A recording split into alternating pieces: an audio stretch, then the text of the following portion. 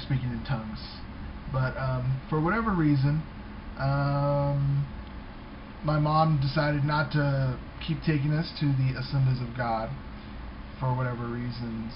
She wanted to check out a different church on the other side of town called the Bradsport Christian Center, which was a lot like the Assemblies of God church, but it was more of a non-denominational, I think, kind of church too, though.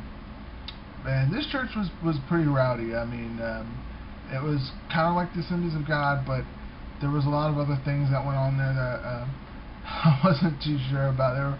They were really, really on fire for God. However, they did do a lot of trash talking that I remember. They were constantly speaking out against other religions like Buddhism and even Catholicism.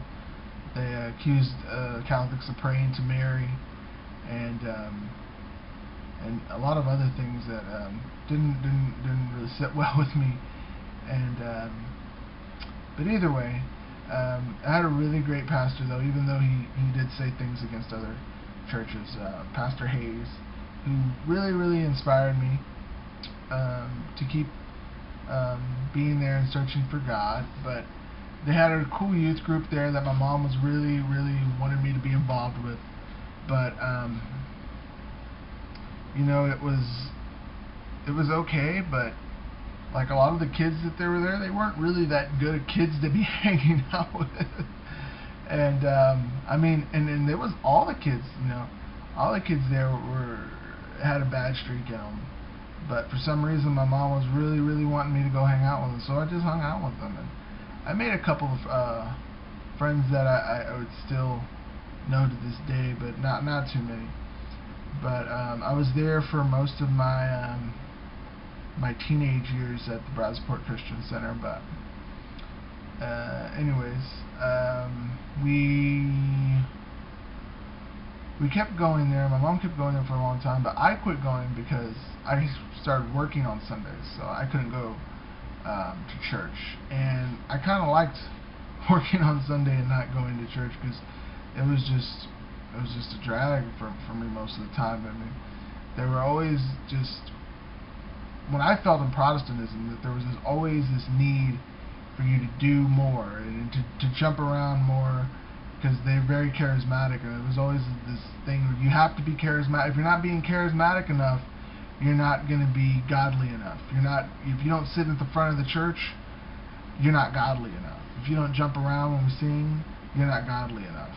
And there was like this constant thing where you, come on, let's do this. Let's do this even more. Like, you couldn't get around just sitting there at the church. It really wasn't even allowed. I wouldn't even think. And that also didn't sit very well with me. So I went ahead and kept working, and still had my religious beliefs in me somewhere. And then I got involved with I took a couple of years off. I think it took 3 years from high school until I went to the community college where we lived. And from there, after I learned a lot about evolution and stuff about philosophy and arguments against God, I really started liking that. So I was really into these atheist views, and I was pretty much an atheist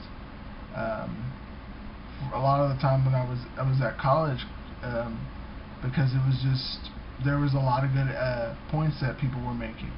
And so I started looking into all these different religions and different things. And I looked into a lot of the stuff like Buddhism and Zen Buddhism and Taoism, and I really liked Taoism. I was really a self-proclaimed Taoist for a couple years, which really meant all I did was read the Tao and kind of meditate, and I really didn't do much else except for talk to other people about Taoism. There wasn't really much else to do. We were a real small community, and actually was on an online community of about 60 people who claimed to be Reformed Taoists, but